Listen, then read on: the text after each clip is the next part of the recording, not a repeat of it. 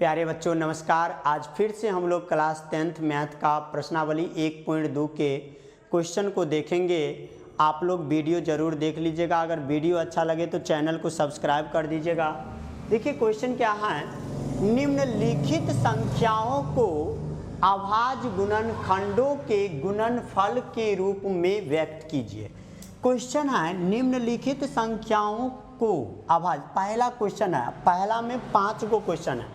इस 5 क्वेश्चन को हम बारी बारी करके हल करेंगे। देखिए आप लोग, निम्नलिखित संख्याओं को अभाज्य गुणनखंडों के गुणनफल के रूप में व्यक्त कीजिए। जो भी संख्या दिया गया, हम पहला क्वेश्चन हल कर रहे हैं, सॉल्यूशन पहला क्वेश्चन का। जो भी संख्या दिया गया है उस संख्या के अभाज्य गुणनखंडों के गुणनफल। सबसे पहले अभाज्य गुणनखंड इस टाइप से, जिस टाइप से आप लघुत्तम निकालते थे बचपन में, उस टाइप से अभाज्य गुणनखंड निकालते हैं। लेकिन लघुत्तम में होता था एक से अधिक संख्याओं का निकालते थे, यहाँ पे अकेली संख्या में भाग देंगे। और अभाज्य गुणनखंड कहने का मतलब अभाज्य संख्याओं के गुणा के रूप में लिखना अभाज्य गुणनखंड कहलाता है। अब देखिए, तो किसी संख्या का अभाज्य गुणनखंड करेंगे तो उसमें सब बाहर अभाज्य संख्या आना चाहिए। जैसे सबसे पहला अभाज्य संख्या 2 से शुरू होता है, तो हम 2 से लगा के देखते हैं। अगर लगेगा तो, नहीं लगेगा तो आगे लगाते जाएंगे। हम देख रहे हैं जो इकाई स्थान पर 0 हैं तो 100% 2 से लगेगा, तो 2 से लगाइए। 2 सत्ते 14, यहाँ पे 0 का 0 आ गया। किसी स्टूडेंट को मन में यह आएगा, विद्यार्थी का, जो हम यहाँ पे डायरेक्ट 10 से लगाएंगे। तो हम अभी क्या बोले हैं, अभाज्य गुणनखंड कहने का मतलब जो भी गुणा के रूप में लिखिएगा यहाँ पे नीचा में इसके बराबर में, वो अभाज्य संख्या होना चाहिए। तो क्या 10 अभाज्य संख्या नहीं है, इसीलिए जो भी संख्या से भाग देंगे वो सब अभाज्य संख्या होना चाहिए। क्योंकि यहाँ पे दिया गया अभाज्य गुणनखंडों के गुणनफल के रूप में लिखना है। तो यहाँ देखिए सबसे छोटी अभाज्य संख्या 2 है, 2 सत्ते 14 लगाए, 0 है, 0 उतर गया। फिर इकाई स्थान पर अगर कोई सम संख्या या 0 है तो 100% उसमें 2 से भाग लगेगा। तो आप इसमें भी 2 से भाग लगाइए। 2 तिया 6, तो 7 में से 6 जाएगा, 1 बचेगा, तो 1 पर 0 10, तो 2 पंचे 10। अब देखिए इकाई स्थान पर ना तो सम संख्या है ना ही 0 है, तो 2 से नहीं लगेगा। अब 3 से लगाने का नियम क्या है, जो अगर अंकों का योग तिनका खात में आएगा तो 3 से लगाएंगे। देखिए 5 3 8, क्या 8 तिनका खात में आता है? नहीं आता है, तो इसमें 3 से भाग नहीं देंगे। तो इकाई स्थान पे 5 है तो 100% 5 से भाग लगेगा। और जिस संख्या में 2 से भाग नहीं लगता उस संख्या में 4 से भी नहीं लगेगा। तो 5 सत्ते 35। अब सबके सब अभाज्य संख्या आ गया। अब अभाज्य संख्या में, किसी अभाज्य संख्या में दूसरे संख्या से भाग कभी नहीं लगता है। तो यहाँ देखिए निम्नलिखित संख्याओं के अभाज्य गुणनखंडों के गुणनफल के रूप में लिखना है। तो ये जो संख्या है इसका अभाज्य गुणनखंड ये सब है, इसको गुणनफल के रूप में लिखे, तो मतलब गुणा के रूप में लिखे ये सब संख्या को। 2 गो 2, 1 गो 5, 1 गो 7। इसको देखिए निम्नलिखित संख्याओं के इस संख्या का अभाज्य गुणनखंड के गुणनफल के रूप में लिखे। आप आंसर इतना पे भी छोड़ सकते हैं या आपकी मर्जी। यहाँ पे 2 गो 2 है तो 2 के पावर 2, जो संख्या जितना बार रहता है उसके पावर उतना दिया जाता है। 5 एक बार है तो 1 नहीं दीजिएगा तो भी चलेगा, ऐसे भी लिख सकते हैं या ऐसे भी लिख सकते हैं। दूसरा नंबर क्वेश्चन है, सभी का सॉल्यूशन पहला हो गया, बस इतने करना ही है। दूसरा नंबर है 156। 156 का अभाज्य गुणनखंड करिए। इकाई स्थान पे सम संख्या है तो 2 से लगेगा। किसी संख्या के इकाई स्थान पे सम संख्या रहेगा तो 2 से 100% भाग उसमें लगेगा। तो लगाइए 2 से भाग। 2 सत्ते 14, 15 में से 14 गया, 1 बचेगा, तो 1 पर 6 16 हो जाता है। तो 16 में 2 8 16 लगेगा। अब यहाँ पे फिर से 2 से लगाएंगे तो 2 तिया 6, 3 मरतबे, 7 में से 6 जाएगा, 1 बचेगा। 1 पर 8 18, तो 2 नम्मा 18 हो जाएगा। फिर 3 से लगाएंगे तो 13 तिया 39। आप देखिए यहाँ पे 156 बराबर 2 गो 2 है और 1 गो 3 है, 1 गो 13 है। इस संख्या अभाज्य गुणनखंडों के गुणनफल के रूप में लिखे। 2 गो 2 मतलब 2 के पावर 2, 1 गो 3, 1 गो 13, ऐसे लिख दिया। तीसरा नंबर क्वेश्चन है 38 25 है, इसका अभाज्य गुणनखंड। इकाई स्थान पे सम संख्या नहीं है तो 100% इसमें 2 से भाग नहीं लगेगा। 2 से नहीं लगेगा। उसके बाद अब मुझे देखना है 3 से भाग लगेगा कि नहीं लगेगा। तो आप अंकों का योग जोड़िए, देखिए 3 का खाते में आता है तो 3 से लगेगा, नहीं तो नहीं लगेगा। 8 3 11, 11 में 2 जोड़ेंगे 13, 13 5 18, 3 का खाते में 18 आता है तो 100% इसमें 3 से भाग लगेगा। लगाइए 3 एकम 3, 8 उतरेगा, 3 दूनी 6, 8 में से 6 गया 2 बचेगा, 2 पर 2 22, 3 सत्ते 21, 22 में से 21 गया 1, 1 पर 5 15, 3 पच्चे 15। अब फिर से देखिए इसमें 3 से लगेगा या नहीं, तो 2 और 1 3, 7 3 10 5 15, 15 3 का खाते में आता है तो फिर से 3 से भाग लगेगा इसमें। 3 चौके 12, यहाँ 7 उतरा तो 3 दूनी 6, 7 में से 6 गया 1, 1 पर 5 15, 3 पच्चे 15। फिर से देखना है क्या ये 3 का खाते में इनके अंकों का योग आता है कि नहीं आता है। 4 2 6, 6 5 11, 11 3 का खाते में नहीं आता है तो इसमें 3 से भाग नहीं लगेगा। तो 5 से लगाइए, पन्ना 8 40, बच गया 2, 2 पर 5 25, तब 5 25, फिर से 5 से लगेगा 17 पच्चे 85। अब देखिए सब के सब अभाज्य संख्या आ गया, तो अभाज्य संख्या जब लास्ट में भी बच रहा है तब उसमें कोई और संख्या से भाग नहीं लगता है। तो 38 25 इज इक्वल टू हो गया 2 गो 3, 2 गो 5, 1 गो 17। अब देखिए 2 गो 3 मतलब 3 के पावर 2, 2 गो 5 मतलब 5 के पावर 2, 1 17। यही आंसर हो गया। अगला क्वेश्चन है चौथा नंबर क्वेश्चन, इसको मिटा देते हैं, थोड़ा जगह कम है। चौथा क्वेश्चन है 5005, इसके अंकों का योग 10 हो रहा है, इसमें 3 से भाग नहीं लगेगा तो 5 से लगाइए। 5 एकम 5, ये 0 ये 0, ये 5 एकम 5 1। अब इसमें देखना है क्या कोई और संख्या, जैसे 7 से ट्राई करते हैं। 7 एकम 7, कोई सम संख्या से तो इसमें भाग नहीं लगेगा क्योंकि विषम संख्या है, इकाई स्थान पे विषम संख्या है तो ये विषम संख्या है। विषम संख्या में किसी भी सम संख्या से भाग नहीं लगता है। तो 7 से ट्राई करते हैं, तो 7 एकम 7 3, 7 चौक 28 2, 7 से लग रहा है तो लगाइए 7 से भाग। 7 एकम 7, 3 बच गया तो 3 पर 0 30, 7 चौक 28, 2 बच गया 7 तिया 21। इसमें अब 143, 3 चौक 12, 2 नहीं लगेगा तो 11 से भाग लग जाएगा। 11 एकम 11 3, तो 11 तिया 33, 11 एकम 11, तो 11 3 14 होता है 3, तो 11 तिया 33। तो देखिए 5005 किसके बराबर है, सब के सब अभाज्य संख्या जब ये आ गया तो गुणा के रूप में लिख दीजिए। हमें करना ही यही है जो अभाज्य संख्याओं के गुणनफल के रूप में व्यक्त करना है, दी गई संख्या को लिख दिए। चौथा हो गया। अब 5वां नंबर क्वेश्चन एक लास्ट है, यहाँ पे बना देते हैं। देखिए 74 29, इसमें देखिए 3 से भाग लगेगा या नहीं लगेगा। हम अंकों का योग जोड़ करके देखते हैं 3 का खाते में आता है या नहीं आता है। 7 4 11, 2 13, 13 9 22, 3 का खाते में नहीं आया तो 3 से नहीं लगेगा। और कोई सम संख्या से भी नहीं लगेगा क्योंकि इकाई स्थान पे विषम संख्या है, तो किसी भी विषम संख्या में कोई सम संख्या से भाग नहीं लगता है। तो डायरेक्ट 3 के बाद हम 5 से तो नहीं लगेगा, 5 से जब इकाई स्थान पे 5 या 0 रहे तब ये 5 से भाग लगता है। तो डायरेक्ट हम 7 पे जाते हैं, तो 7 एकम 7, 7 छक 42, 7 एकम नहीं लगेगा भाग। तो 9 से जब 3 से भागने लगा तो 9 से भी नहीं लगेगा। 11 से देखते हैं, 11 छक 66, बच गया 8, 11 सत्ते 77, तो 77 और 8 5 नहीं लगेगा। 13 से लगाएंगे, 13 पच्चे 65, 13 पच्चे 65 हो गया। तो यहाँ पे बच जाएगा आपका 9, 13 सत्ते 91 नहीं लगेगा। 17 से लगाइए डायरेक्ट, 17 चौका 68, 68 तो 6 बचा, 17 तिया 51, तो बच गया 11, 17 सत्ते 119। फिर से यहाँ पे भाग 19 से अगर लगाइए 19 दूनी 38, तब बच गया 5, 8 5 13, 19 तिया 57, 19 से भाग लगेगा 19 दूनी 38, 19 तिया 57।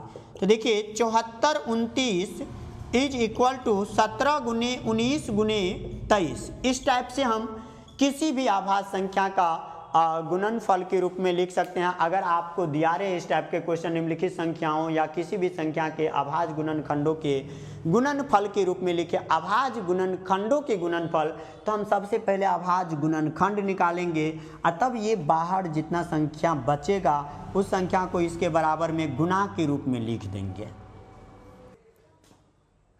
देखिए अगला क्वेश्चन, पूर्णांकों के निम्नलिखित युग्मों के एचसीएफ एवं एलसीएम ज्ञात करें तथा इसकी जांच करें कि दो संख्याओं का गुणनफल बराबर एचसीएफ गुना एलसीएम। प्रश्नावली 1.2 का दूसरा नंबर क्वेश्चन है, जो निम्नलिखित युग्म मतलब जोड़ा, जो भी संख्या दिया गया है जोड़ा में, उन सभी संख्याओं का एचसीएफ और एलसीएम ज्ञात करें।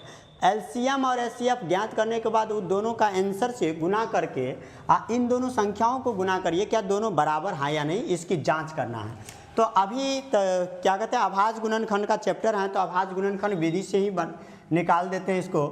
देखिए एचसीएफ और एलसीएम निकालने के लिए हम क्या करेंगे, जिन दो संख्याओं का एचसीएफ एलसीएम अगर आप अभाज्य गुणनखंड विधि द्वारा निकालना चाह रहे हैं, तो जो दो संख्या दिया गया है उन संख्याओं का पहले अभाज्य गुणनखंड निकालिए। 13 दूनी 26, यहाँ पे 91 है, तो 7 से लगाइए, 13 7 91। अब क्या करेंगे, दोनों संख्या के बराबर में जो अभाज्य गुणनखंड आया गुणनफल के रूप में लिख देंगे। 2 गुने 13 एंड 91 बराबर 7 गुने 13। अब दोनों में जो कॉमन आता है वो एचसीएफ होता है, देयरफॉर एचसीएफ बराबर हो जाएगा 13। हम क्या बोले, सुनिए ध्यान से, अगर किसी संख्याओं के युग्मों को एचसीएफ निकालना है अभाज्य गुणनखंड विधि द्वारा, तो जो दो युग्म दिया गया है उन युग्म का पहले अभाज्य गुणनखंड कर लेंगे। अभाज्य गुणनखंड करने के बाद उन अभाज्य गुणनखंड में जितनी संख्या कॉमन आएगा उन सभी कॉमन मतलब दोनों में जो उभयनिष्ठ हो उन संख्याओं का गुणनफल करेंगे तो वो एचसीएफ होगा। और एलसीएम के लिए ध्यान से देखिएगा, एलसीएम के लिए जो कॉमन है उसमें से एक लेंगे। जो दूगो कॉमन है, यहाँ देखिए कॉमन दोगो है लेकिन एगो 13 लिया, दोनों में से एक ले लेते हैं। जो कॉमन है एलसीएम के लिए भी उन दोनों में से एक, अब बाकी जो बाहर हैं सब को लिख दीजिए गुना के रूप में, सब को। तो ये हो गया, और 13 ये 14, तो 13 14 का गुना करिए तो 14 तिया 42 और 14 4 18, 182 हो गया।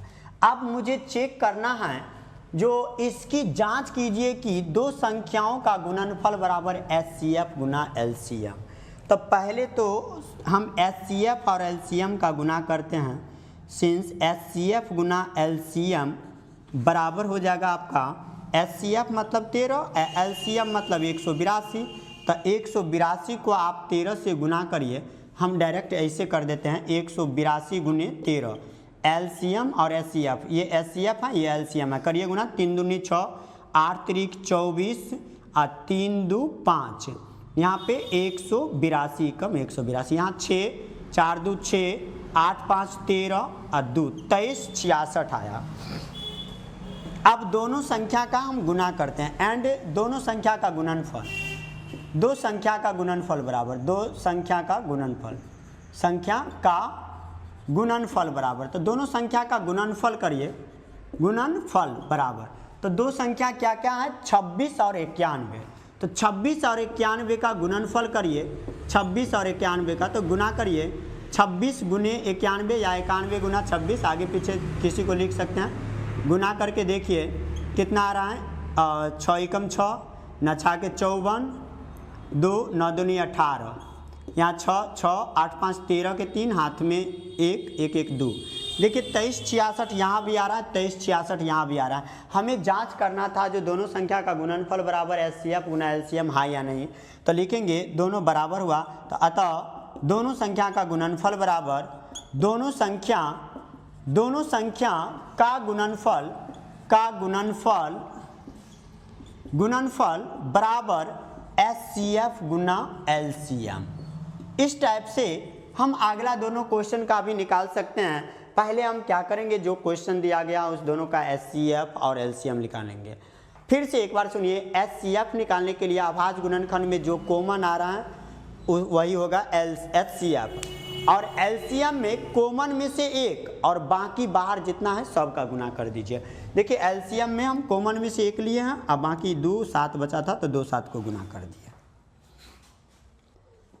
देखिए अब वहाँ से हम दूसरा क्वेश्चन यहाँ पे लिख रहे हैं 510 और 92, ये सबको ऐसे रहने दिए हैं क्योंकि इसमें भी ज़रूरत है, इसलिए 510 और 92 का फिर से हम अभाज्य गुणनखंड विधि द्वारा HCF और LCM पहले निकालते हैं। तो देखिए 510 का HCF अगर निकालेंगे या LCM निकालेंगे तो दोनों निकालने के लिए पहले तो मुझे अभाज्य गुणनखंड करना पड़ेगा, दोनों को बारी बारी करके। तो अभाज्य गुणनखंड करिए, यहाँ पे 2 से लगाए, 2 दूनी 4, 5 में से 4 गया 1, 1 पर 1 11, 2 पंचे 10, 11 में से 10 गया 1, 1 पर 0 10, तो 2 पंचे 10। फिर यहाँ पे 5, 5 25, 5 एकम 5, फिर यहाँ पे लगा देंगे 17, या 3 से लगना था, यहाँ पे 3 से पहले लगा देते तो भी चलता, कोई दिक्कत नहीं, अभी भी ठीक है रहेगा, लेकिन लगा देते हैं 3 से। 3 8 24, 1 शेष बल बचा, 1 पर 5 15, तो 3 5 15। अब 5 से लगाइए 17 5 85, यहाँ पे 2 से लगाइए, 2 चौके 8, 9 में से 8 गया 1, 2 छक 12, फिर 2 से लगाइए, 2 दूनी 4, 2 तिया 6। यहाँ पे 510 बराबर क्या हो गया, 2 गुने 3 गुने 5 गुने 17, और यहाँ पे 92 बराबर क्या हो गया, 2 गुने 2 गुने 23। अब दोनों में जो कॉमन है उसमें से एक लीजिए, दोनों में जो कॉमन है, और कुछ भी कॉमन नहीं दिख रहा है। देखिए मात्र एगो 2 कॉमन है, 3 इसमें है, इसमें 3 नहीं है, 23 इसमें है, इसमें नहीं है, 2 और है, लेकिन कोई एक गो कॉमन आएगा, इसमें और 2 रहता तब और कॉमन आता। तो अगर मान लीजिए यहाँ पे एक और 2 रहता तो एक और 2 कॉमन लेकर के तब दोनों 2 का HCF में, जैसे HCF लिखते तो दोनों 2 का जितना कॉमन आया उस सब को गुना करेंगे, लेकिन यहाँ पे कॉमन है नहीं, और तो इसलिए कॉमन नहीं लेंगे। एगो कॉमन है तो बस एक ही रहेगा, अगर एक से ज़्यादा कॉमन रहता तो सभी कॉमन वाला को आपस में गुना करते, जितना कॉमन है वही उसका HCF हो जाएगा। अब इसका LCM निकालेंगे तो LCM बराबर, अभी जस्ट हमने बताया है जो कॉमन है उसमें से एक ले लीजिए और बाकी सब को गुना कर दीजिए। तो बाकी जितना है उसको गुना करते जाइए, 2 3 5 17 23, इस सब को गुना कर लीजिए, जो कॉमन है उसमें से एक, बाकी सब का गुना करिए। तो LCM हो जाएगा 2 दूनी 4 तिया 12 पंचे 60, और 60 को गुना करेंगे 17 से, तो 17 छक्के 102 होता है, उस पर एगो 0, फिर इसको गुना करेंगे 23 से, तो 23 से करिए हो जाएगा आपका यहाँ पे 0, 3 दूनी 6, फिर 0 3, फिर यहाँ पे 0 2 दूनी 4, 0 2, 0 6 4 3 2, 23 460, 23 460 हो गया ये। अब देखिए 2 संख्या का गुणनफल, तो 2 संख्या क्या क्या था, तो 510 और 92, 510 और 92, 2 संख्या का गुणनफल ये है। 2 संख्या का गुणनफल 510 और एक संख्या 510, दूसरी संख्या 92। अभी हम यहाँ पे एक और करेंगे, यहाँ पे पहले HCF और LCM को गुना करते हैं, देयरफॉर HCF, पहले तो LCM और HCF निकालना है, तो HCF और LCM निकाल लिए। HCF आपका 2 आया, LCM आपका 23,460 आया। अब मुझे चेक करना है ये दोनों का गुणनफल बराबर दोनों संख्या का गुणनफल, तो पहले ये दोनों का गुणनफल कर लेते हैं आंसर का, HCF गुना LCM बराबर, तो LCM को ऊपर रहने दीजिए, कोई दिक्कत नहीं आगे पीछे लिखने से, और HCF को नीचा कर लीजिए, अब गुना कर दीजिए इसे, 0 6 दूनी 12, 4 दूनी 8 1 9, 3 दूनी 6, 2 दूनी 4, 46,920 आया ये गुणनफल। और यहाँ पे अगर हम इस दोनों को गुना करें तो 510 को 92 से गुना करिए, देखिए 0 2 5 दूनी 10, 0 9 9 5 45, तो ये 0 2 9 और 6, ये 46,920 इसमें भी आया। देखिए 46,920 ये भी है, 46,920 ये भी है। फिर से आपका 2 संख्या का गुणनफल बराबर HCF गुना LCM हो गया। कहने का मतलब जिन 2 संख्या का HCF और LCM निकालते हैं उसी दो संख्या का गुणनफल करेंगे और उसी संख्या का HCF और LCM का गुणनफल करेंगे तो दोनों आंसर सेम आएगा। इस टाइप का एक और क्वेश्चन बच गया है जिसे आप लोग खुद से ट्राई करिएगा, क्योंकि सब में प्रोसेस सेम ही है। अवश्य गुणनखंड निकालना है, अलग अलग क्वेश्चन का अलग अलग संख्या रहेगा। इससे एक चीज़ स्पष्ट हो रहा है, जो यहाँ से एक फार्मूला आता है, अगर हम एक संख्या पहली संख्या को यहाँ से इस क्वेश्चन से एक फार्मूला तय हो रहा है, अगर पहली संख्या को a माने और दूसरी संख्या एंड मतलब और दूसरी संख्या को b माने तो HCF of a, b, a और b का HCF गुना a और b का ही LCM a और b का ही LCM निकाल के इस दोनों के आंसर को अगर गुना करेंगे तो इस दोनों संख्या के गुणनफल के बराबर होगा।